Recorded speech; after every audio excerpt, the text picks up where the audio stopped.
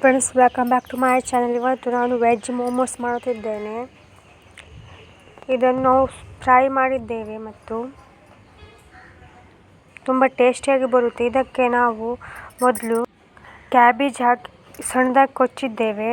ನಂತರ ಕ್ಯಾರೆಟನ್ನು ಸಹ ಈ ಥರ ಸಣ್ಣ ಸಣ್ಣದಾಗಿ ಕೊಚ್ಕೊಂಡಿದ್ದೇವೆ. ನಂತರ ಬೀಟ್ರೂಟ್ ಕೂಡ ಈ ಥರ ಕೊಚ್ಕೊಂಡಿದ್ದೇವೆ. ನಂತರ ಇದಕ್ಕೆ ಟೊಮೆಟೊ ಹಾಕಿದ್ದೇನೆ, ಈರುಳ್ಳಿ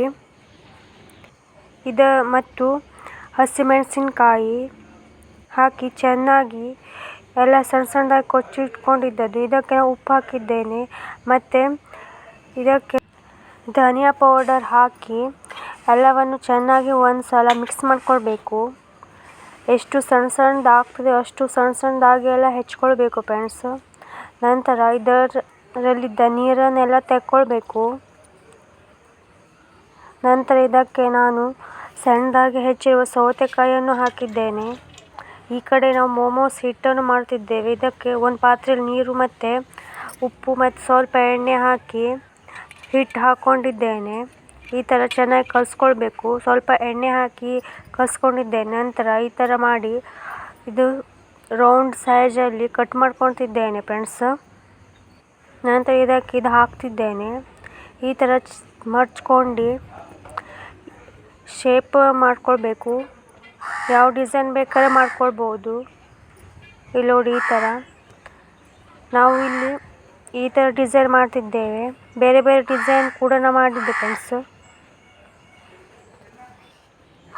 ಇಲ್ಲಿ ನೋಡಿ ಫ್ರೆಂಡ್ಸ್, ಈ ಥರ ಸೈಜಲ್ಲೂ ಮಾಡ್ಕೊಂಡಿದ್ದೇನೆ. ಈ ಥರ ಇಡ್ಲಿ ಪಾತ್ರೆಯಲ್ಲಿ ಹಾಕ್ಕೊಂಡು ಇದನ್ನು ಚೆನ್ನಾಗಿ 20 ನಿಮಿಷಗಳ ಕಾಲ ಹಬೆಯಲ್ಲಿ ಬೇಯಿಸ್ಕೊಳ್ಬೇಕು. ನಂತರ ತವಾದಲ್ಲಿ ಹಾಕಿ ಇದನ್ನು ನಾವು ಫ್ರೈ ಮಾಡ್ಕೊಳ್ಬೇಕು ಫ್ರೆಂಡ್ಸ್. ಇಲ್ಲಿ ನೋಡಿ, ಎಣ್ಣೆ ಹಾಕಬೇಕು. ಸ್ವಲ್ಪ ತುಪ್ಪ ಹಾಕಿದ್ರೆ ತುಂಬ ಟೇಸ್ಟಿಯಾಗಿ ಬರುತ್ತೆ. ಚಟ್ನಿಗೆ ಒಂದು ಪಾತ್ರೆ ನೀರು ಹಾಕಿದ್ದೇನೆ. ಇದಕ್ಕೆ ಟೊಮೆಟೊ ಮತ್ತು ಮೆಣಸು, ಬೆಳ್ಳುಳ್ಳಿ ಹಾಕಿದ್ದೇನೆ ಮತ್ತು ಇದನ್ನು ಸಿಪ್ಪೆ ತೆಕ್ಕೊಳ್ಬೇಕು ಎಲ್ಲ. ನಾವು ಮಿಕ್ಸಿ ಜಾರಿಗೆ ಹಾಕ್ಕೊಂಡು ಇದಕ್ಕೆ ಸ್ವಲ್ಪ ಎಳ್ಳು ಹಾಕಿದ್ದೇನೆ ಮತ್ತು 1 ಚಮಚ ಸಕ್ಕರೆ ಮತ್ತು ಸ್ವಲ್ಪ ಉಪ್ಪು ಹಾಕಿದ್ದೇನೆ ಫ್ರೆಂಡ್ಸ್. ಚೆನ್ನಾಗಿ ಎಲ್ಲ ರುಬ್ಕೊಳ್ಬೇಕು. ಈ ಥರ ಪೇಸ್ಟ್ ಆಗುತ್ತೆ. ನಮ್ಮ ಚಟ್ನಿ ರೆಡಿ ಆಗಿದೆ ಫ್ರೆಂಡ್ಸ್.